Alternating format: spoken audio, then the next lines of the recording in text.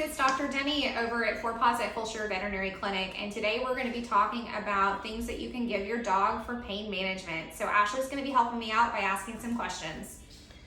Dr. Denny, how do I know what medication is safe to give my dog?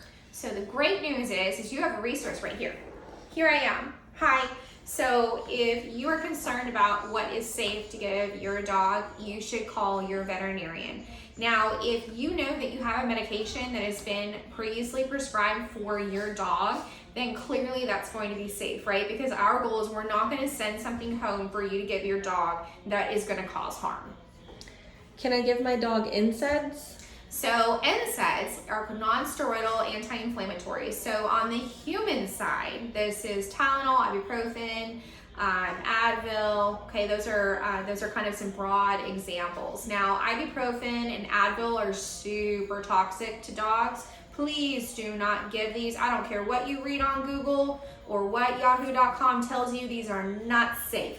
Tylenol you can give, but I'm not a fan of it because it has major safety side effects and it has a very narrow safety margin. And some dogs, if they're more sensitive to that medication, we can actually cause them to have like a bleeding gastric ulcer, so like a bleeding stomach ulcer. So that's a huge side effect.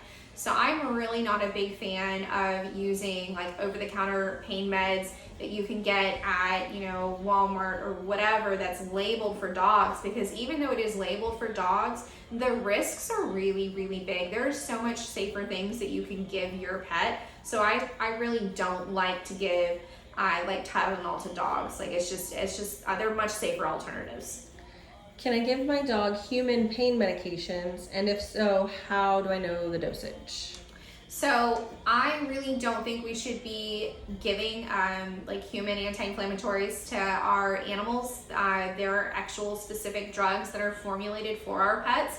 We have to remember that dogs are not small humans. Cats are not small humans. Cats are not small dogs.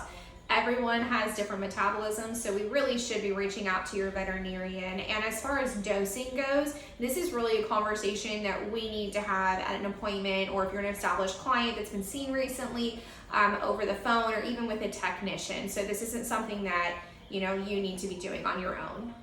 Are there any all-natural alternatives for pain medicine in dogs? So I think that's a really great question, because in this day and age, there's a lot of talks about CBD and like hemp oil and like all of like the marijuana kind of stuff.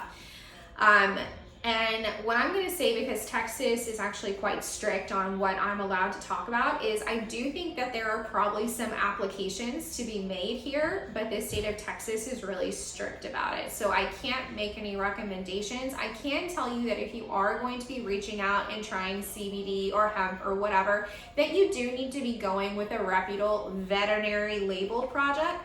Please don't go to Joe Schmo at the farmer's market that swears up and down about their CBD, or a food truck that is selling, pet food that's homemade and here they make CBD on the side. Those products are not tested, okay? So there's no way of regulating the amount of ingredients in those products. They can have adverse effects or no effects, and then we're wasting money.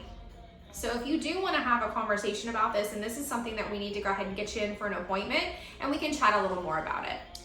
How do I give medication to my dog? So I think that's a great, because that can be tricky, right? Just this morning, we have a dog that we were treating for heartworms, and it's a big old pitty, super sweet, but he would not open his mouth. And pit bulls have super strong jaws. He's a really sweet baby, but he was like, nah, not gonna happen. So I think this is a great question, because we had to work with him this morning and we had to figure out tips and tricks. So hiding it in a piece of food is obviously going to be the easiest. You can do a little piece of hot dog, American cheese, not pending, make sure your dog doesn't have a sensitive stomach. You could do pill pockets, pill wrap. You could do a piece of bread. You can hide it in a piece of canned dog food. That's going to be your easiest way. If that fails, you can ask your veterinarian for maybe a liquid variety, so then you're not having to get it down. You just squirt in the mouth and go. If that fails, we can actually teach you in hospital how to pill your dog, meaning to push it, shove it down the back of their throat. It sounds terrible, but they do great with it. In fact, after our patient this morning got some pain meds and was feeling a little better about life, I was able to get the pills down him, and that's how I had to do it. I had to pop it down, and I squirted some water after, and he did just fine. But this is something we can teach you how to do in the clinic.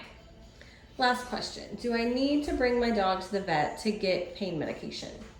So if you've been in recently and you have previously been prescribed something for a chronic condition, so if your dog has arthritis, or if your dog has cancer, or if your dog has some sort of chronic pain that we are managing, and you've been seen within the last year and you have current lab work, I have no problem refilling medications. If you are calling and I have not seen your dog and it's been, and this is a new problem, we're gonna need to get them in, because not every medication is suitable for every condition. And also that physical exam that we do, even though it looks like it's quick, the reason why it's so quick is that I went to 4 years of school and I've been out in practice almost 10 years. So that's 14 years of doing physical exams. That's why it looks like it's quick, but it's actually just very efficient.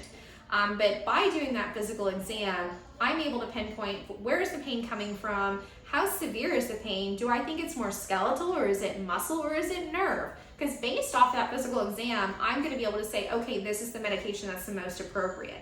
Because we don't want to be overdosing, we don't want to be underdosing, so coming in for an appointment is going to be really important. So I hope this helped answer some questions you may have about dog pain medication. If you do have further questions, please give the clinic a call and we'd be happy to set you up with an appointment. Thanks, guys.